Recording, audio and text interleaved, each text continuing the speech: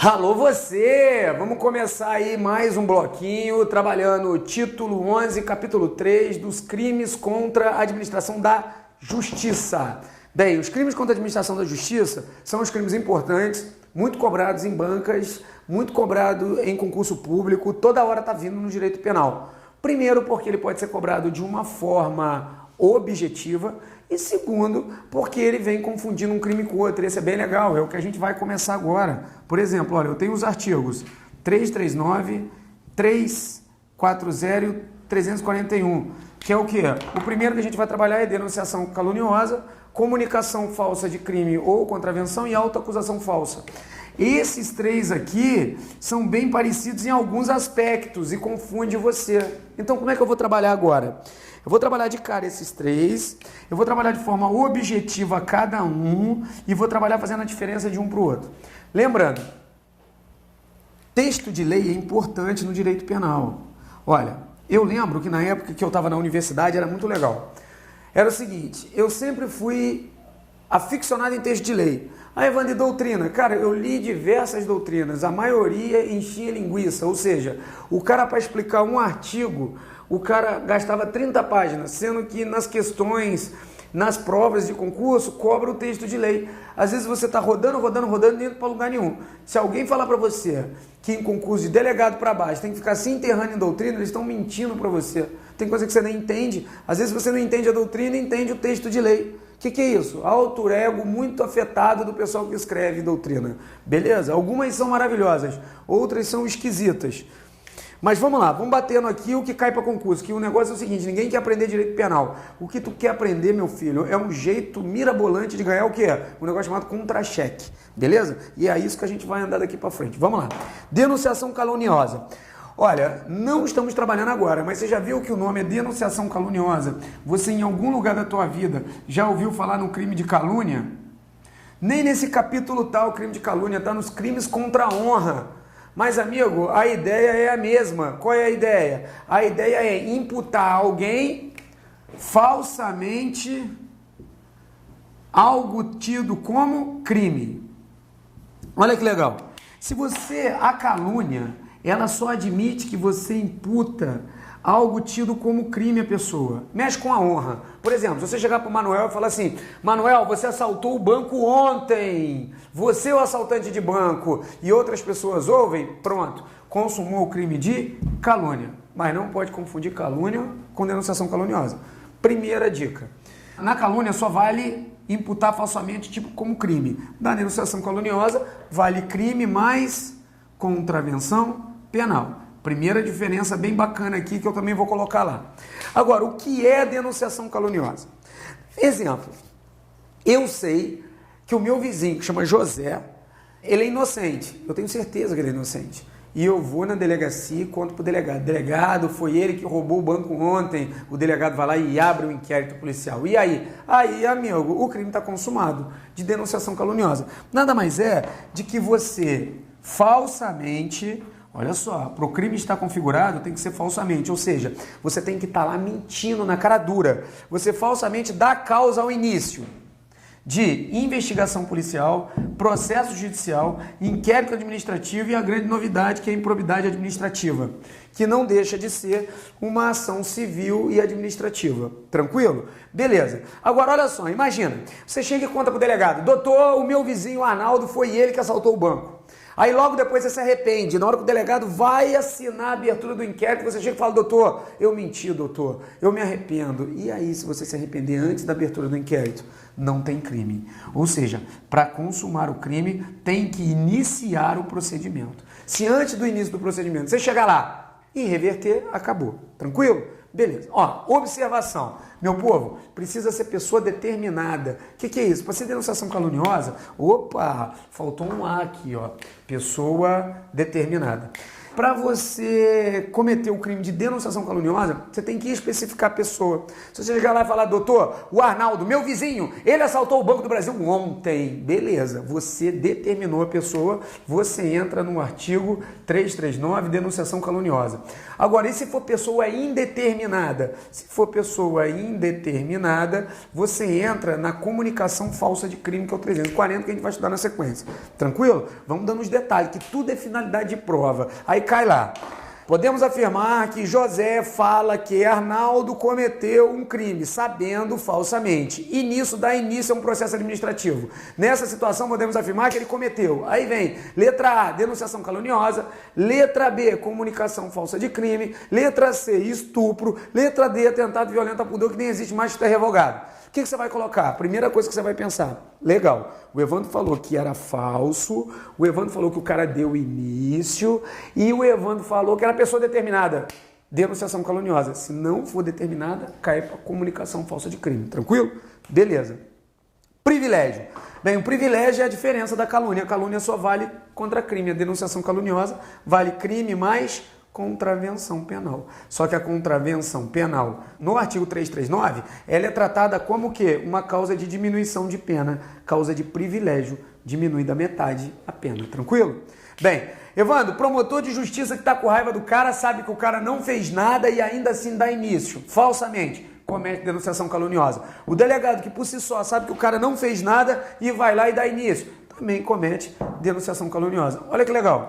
Imagina o seguinte, o A vai e comunica falsamente que o outro, que o B, cometeu um crime sabendo ser falso. O delegado vai dar início. Ele responde por denunciação caluniosa. E se o delegado sabia que era falso e mesmo assim instruiu, também responde por denunciação caluniosa. Tranquilo?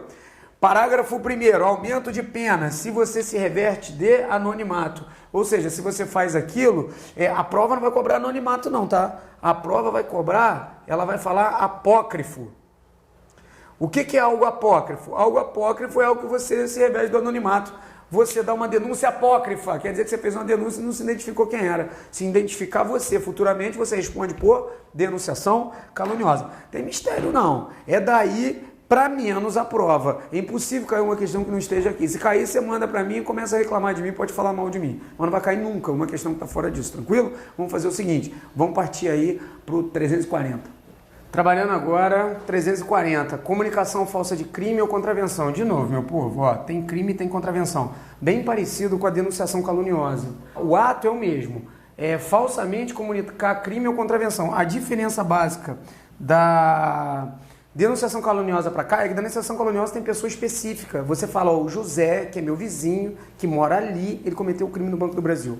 Quando você comunica falsamente um crime ou contravenção, a pessoa tem que ser incerta para você entrar no 340. O que é isso? É você chegar e falar assim pro delegado, ô doutor, ó, assaltaram o Banco do Brasil. Você não falou quem, você não falou nada. Você só falou que aconteceu o crime e você sabia que não tinha acontecido.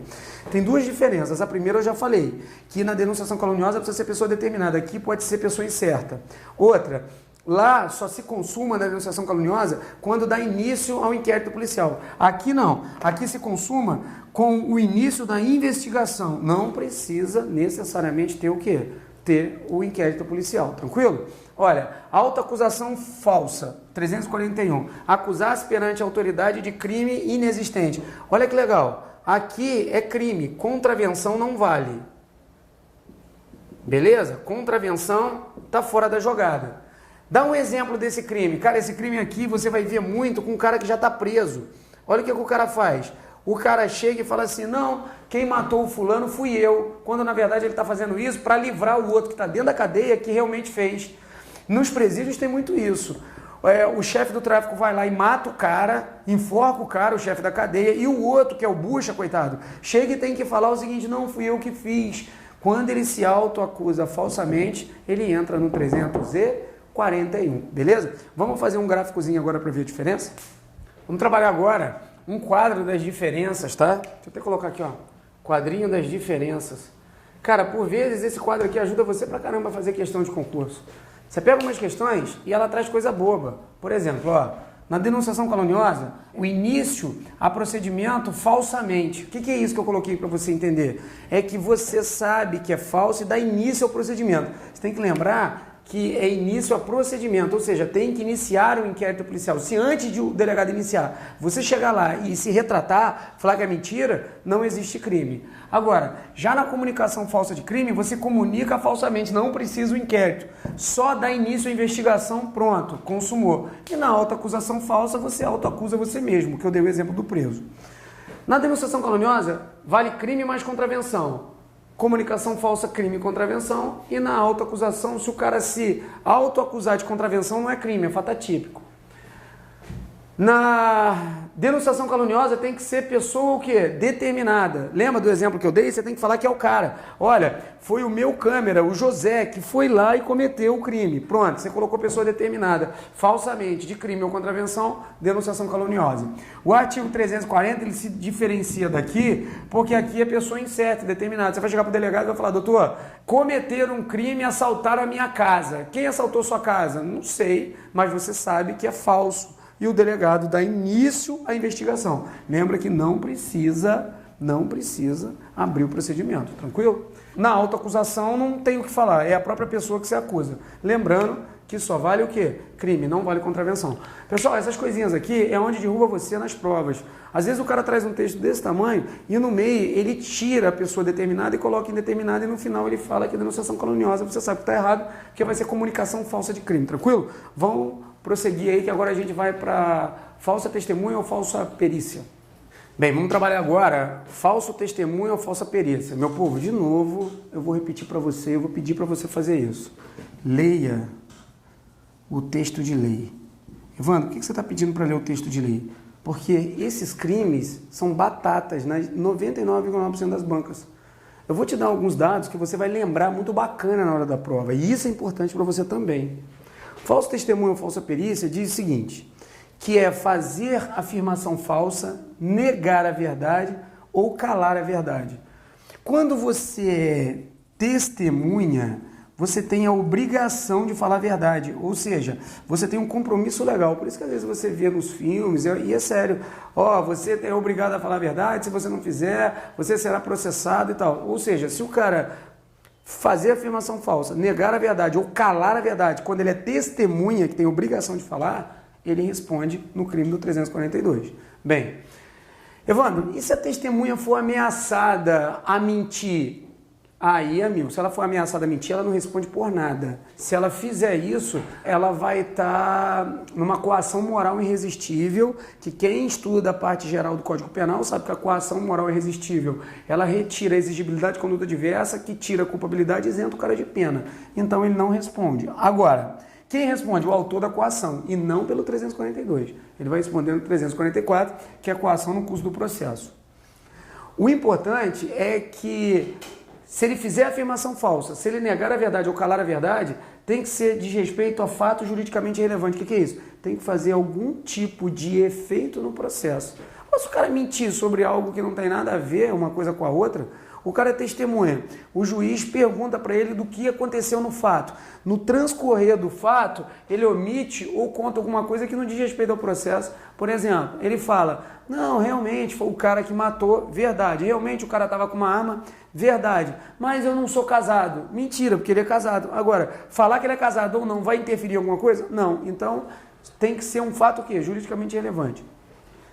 Vítima, isso aqui é uma das coisas mais importantes. Autor e réu não são testemunhas, então elas podem mentir a verdade. Ela pode omitir a verdade, ela pode calar a verdade ou ela pode mentir no decorrer do processo. O réu, na verdade, ele pode mentir porque ele não pode produzir prova contra ele mesmo. Isso aí é norma constitucional. E vítima e autor é porque não tem o compromisso legal de falar a verdade na hora que ele está chegando no processo. É chamado crime de mão própria. Evandro, o que é crime de mão própria? Não admite coautoria. Vamos supor que tenha duas testemunhas, testemunha 1 e testemunha 2, e as duas mintam acerca de um assunto. Amigo, vai ser dois crimes diferentes, não vai ser concurso de agente, artigo 29 do Código Penal, tranquilo? Falsa perícia, que é a segunda figura, falso testemunho ou falsa perícia. Quem faz? Perito, contador, tradutor ou intérprete. Somente esse aqui é rol, tá? Bem, o parágrafo primeiro está dizendo um aumento de pena. Olha que coisa legal. Você ouve muito falar na palavra suborno, não é? Você já reparou que na corrupção ativa não existe suborno? Oferecer ou prometer vantagem indevida? A palavra suborno no Código Penal inteiro, de cabo a rabo, do artigo 1º ao 359H, é o único lugar que a palavra aparece. Suborno, não existe mais lugar nenhum. Ah, cara, o cara subornou na corrupção ativa. Não, filho, não subornou. Ele ofereceu ou prometeu vantagem indevida. A gente vai pelo verbo. O suborno só existe aqui, dá aumento de pena no falso testemunho ou falsa perícia. O que dá mais aumento de pena também? Se você no inquérito policial ou ação penal mentir. Por quê? Porque é lá que ela obtém prova para produzir efeito em processo penal. Dá aumento de pena também. Ou se você fizer isso em processo civil. Ou se o crime for direcionado contra a administração direta ou indireta. Tudo dá aumento de pena. Evandro, o que é administração direta? União, Estado, Distrito Federal e Município. Indireta, autarquia, fundação, sociedade de economia mista e empresa pública. Está no decreto 200 de 1967. Isso é direito administrativo. Beleza? E o parágrafo 2º é o caso de impunibilidade. Quando que o cara não responde pelo crime? Se no processo que ele mentiu, tem que ser no mesmo processo que ele mentiu, calou a verdade ou omitiu. Se até a prolatação da sentença, até o juiz da sentença, ele for lá e se retratar, acabou.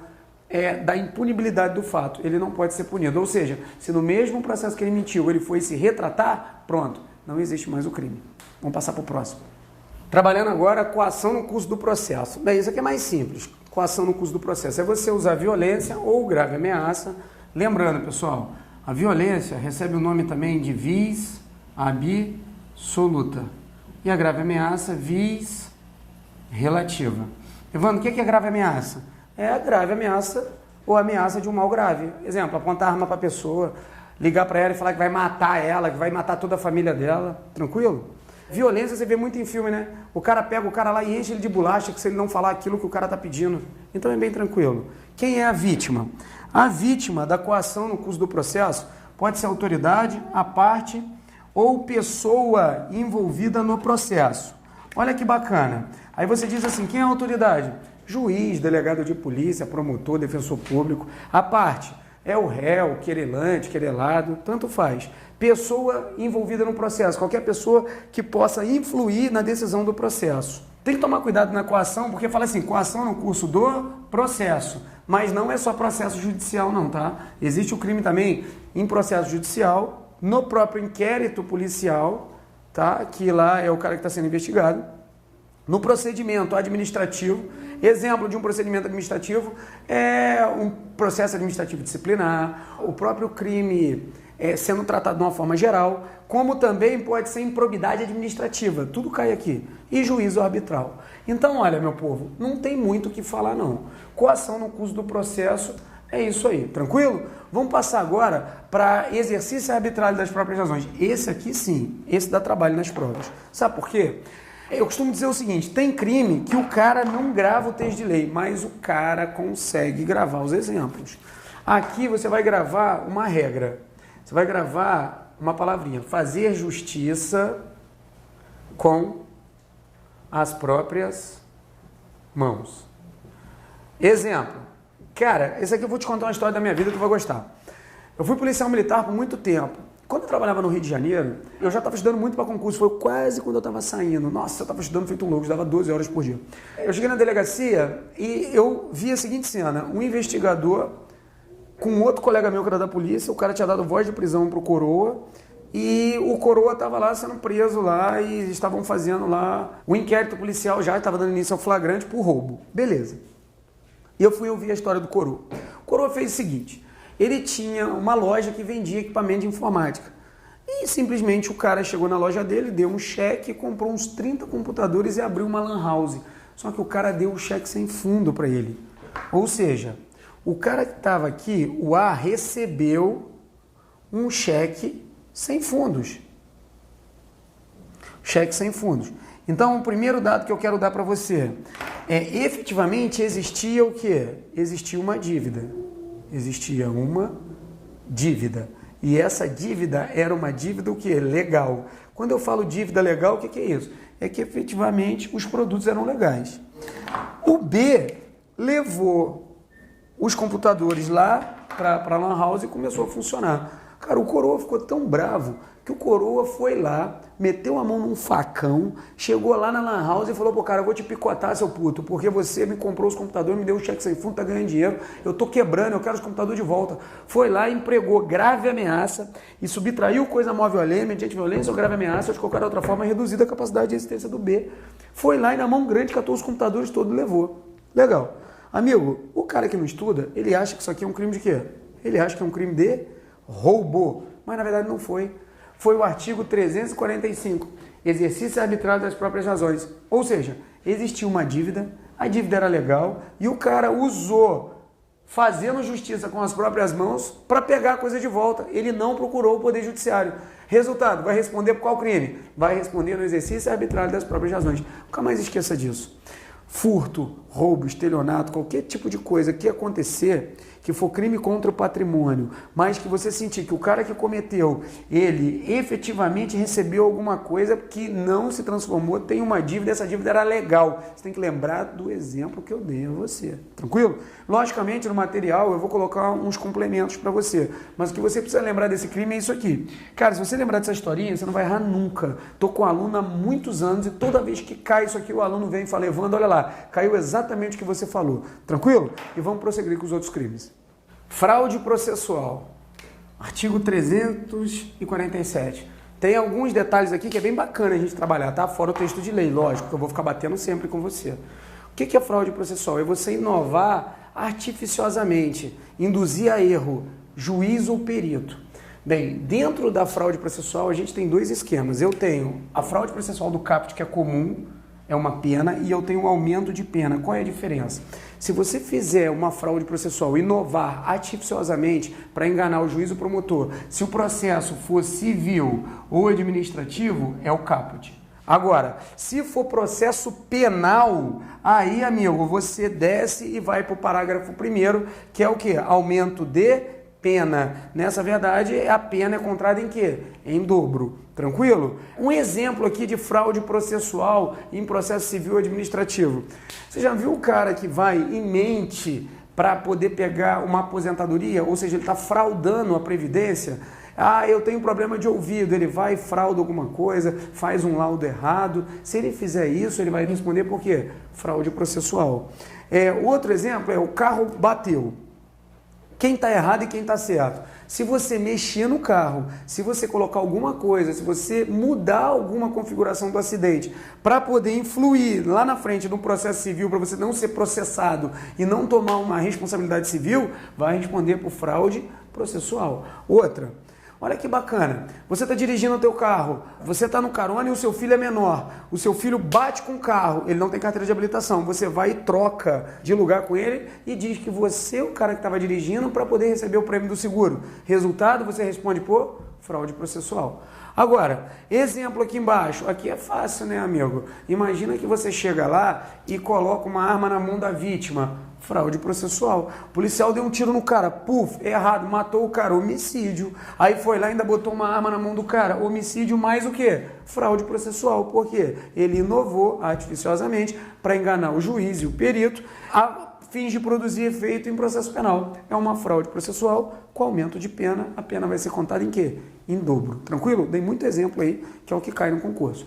Olha, abuso de poder. Os editais são lindos, né? Ele traz o abuso de poder, mas ele só esquece que o abuso de poder foi revogado pela Lei 4898 de 1965. O cara que faz a prova, ele entende pra caramba, mas eu perdoo o cara que está fazendo o edital, porque ele não reparou que foi revogado há pouco tempo. Só em 1965 que foi revogado tacitamente. Tranquilo? Então a gente perdoa o cara. Eu te perdoo, tá, filho? Você que colocou esse troço no edital, seu imbecil. Tranquilo. Jumento. Vamos lá. Evandro, você não vai falar de algo revogado? Ô, meu filho, acorda, filho, bate com a cabeça na parede. Sabe o que você faz? Compra aquele papel vermelho, coloca na parede, bate com a cabeça na parede. Você quer ajudar algo revogado? Acabou, igual ex-mulher, amigo. Você vai ficar investindo em ex-mulher, esquece aquela porcaria. É a mesma coisa que crime revogado, beleza? Exploração de prestígio. Cara, isso é muito legal.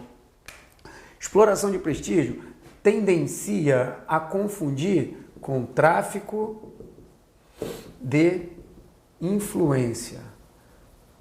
A ideia é a mesma. 3 polos. Polo A, polo B e polo C. Bem, quem é o polo A, quem é o polo B e quem é o polo C? O polo B, eu vou chamar ele do autor do crime, ou de exploração de prestígio ou de tráfico de influência.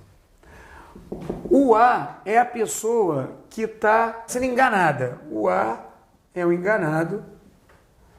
E o C, eu vou chamar ele do inocente. Só para você entender. Primeiro eu vou explicar a exploração de prestígio, depois eu faço referência com o tráfico de influência. Quem é o C? O C está aqui, ó. Esse aqui é o polo C. No tráfico de influência, o inocente da história é o juiz, o jurado, o Ministério Público, o funcionário da Justiça, o perito, o tradutor, o intérprete, o testemunha. Vou dar um exemplo. Imagina que esse cara seja o advogado e esse cara aqui seja o réu. E eu vou pegar uma dessas pessoas aqui, o juiz, e esse cara aqui é o juiz.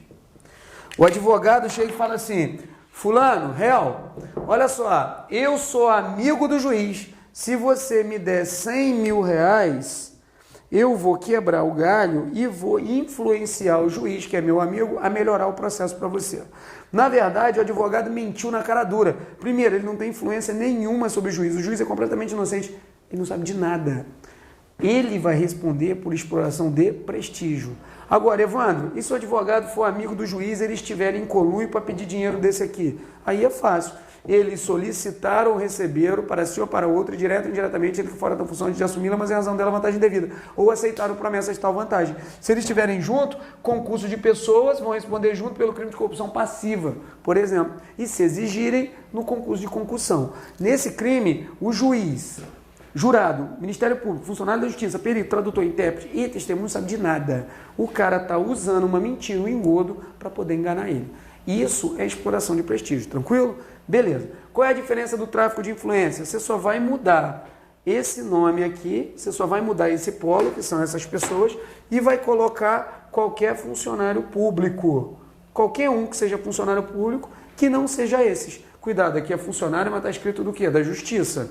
Funcionário da Justiça entra aqui. Qualquer outro tipo de funcionário público cai aqui, aí sai do crime de exploração de prestígio e entra para o tráfico de influência. Então, Evandro, a diferença básica aqui no tráfico de influência é funcionário público comum e esse aqui é o funcionário público específico que trabalha na Justiça, que são esses aqui, isso, matamos o crime. Lembrando, o polo C que eu dei para você tem que ser inocente. Se o polo C souber e quiser, entra em outros crimes. Aí vai pelo verbo. Solicitou, exigiu, receber, corrupção passiva. Exigiu, concussão.